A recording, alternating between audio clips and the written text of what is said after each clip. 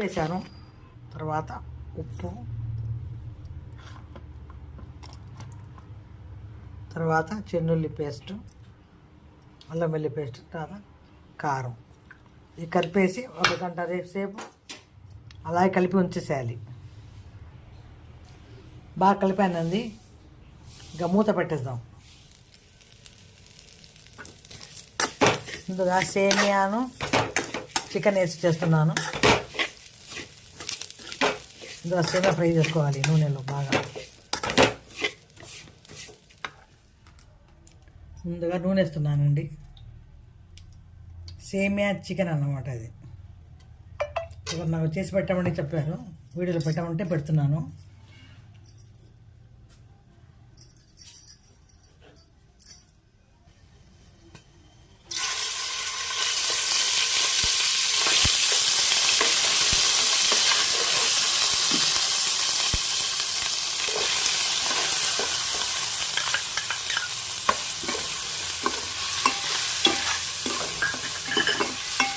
Chicken తెచ్చి రాత్రి కలిపి పెట్టేశారండి.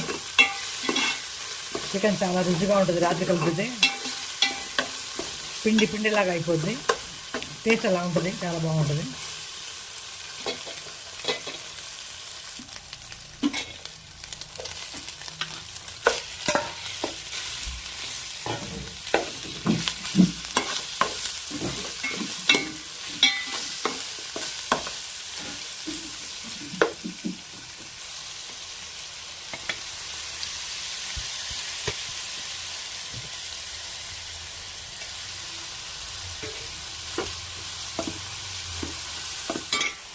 కొంచెం కారం ఉప్పు వేసానండి. వేస్తే మనకు సరిపోవాలి కదా.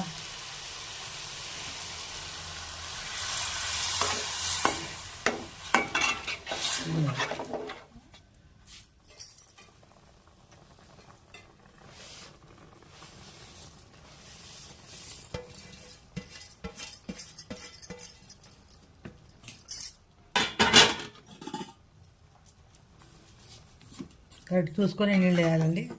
సేమాలు సరిపోయినంత నీళ్ళు వేసుకోవాలి. చాలా బాగుంటుంది,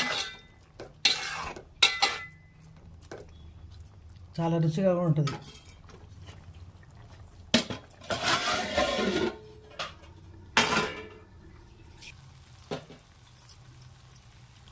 చికెన్ సేమియా రెడీ అండి.